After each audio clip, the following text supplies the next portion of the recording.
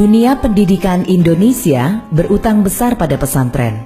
Sebab jauh sebelum ada sistem pendidikan formal yang sekarang kita kenal, pesantren telah menjadi lembaga pendidikan yang diterapkan luas di Indonesia. Pada umumnya, pesantren berawal dan berpusat pada sosok kiai yang memiliki ilmu untuk dibagi. Para santri datang mengaji, bahkan sebagian mondok di sana. Karena itu tempat itu disebut pondok pesantrian atau pondok pesantren.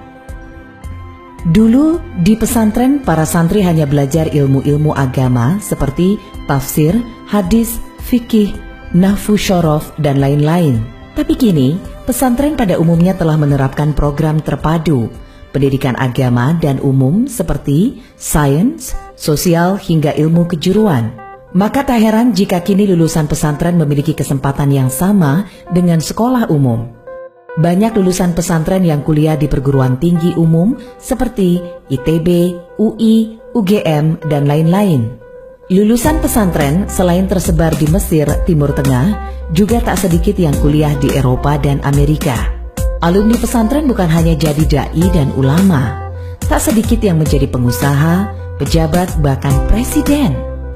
Metode pembelajaran pesantren awalnya bersifat personal dan informal yang disebut dengan sorogan.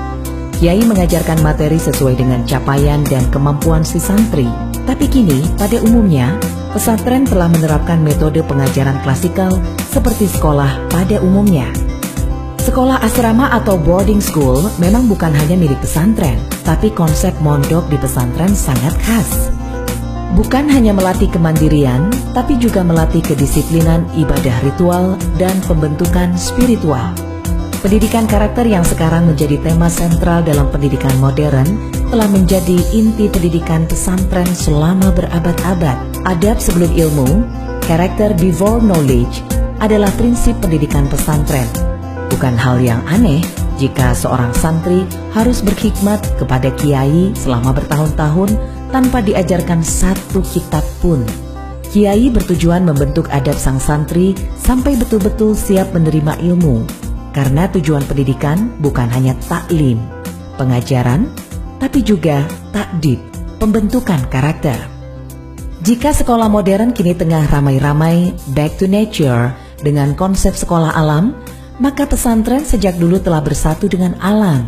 Pesantren bukan tempat yang terisolasi dari alam sekitar. Masjid, asrama, sawah, dan kebun selalu menjadi kesatuan yang tak terpisahkan membentuk lingkungan pesantren. Kegiatan belajar tidak terbatas pada mengaji di surau, tapi juga menggarap lahan, memelihara lingkungan adalah bagian pembelajaran di pesantren.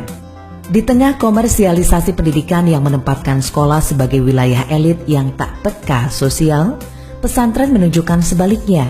Tak ada benteng yang memisahkan pesantren dari lingkungan sekitar. Pesantren selalu menjadi bagian dari masyarakat, aktif dalam pemberdayaan ekonomi dan melestarikan budaya lokal. Santri-santri disebar ke masyarakat bukan hanya untuk berceramah, tapi juga untuk mengabdi. Pesantren mengajarkan Islam hingga intinya, yaitu sebagai agama rahmatan lil alamin, memperjuangkan kemanusiaan, menghormati perbedaan, menumbuhkan cinta tanah air. Sejarah membuktikan para kiai dan santri berada di barisan depan membela republik ini bersama semua elemen bangsa tanpa melihat perbedaan. Perbedaan dipandang sebagai rahmat, bukan laknat. Karena itu, intoleransi, takfirisme, radikalisme tak mendapat tempat dalam tradisi pesantren. Pesantren bukan hanya sebuah lembaga pendidikan, tapi juga tempat merawat kekayaan budaya bangsa. Tak berlebihan jika Martin van Bruynesen menyebut pesantren sebagai one of Indonesia's great tradition.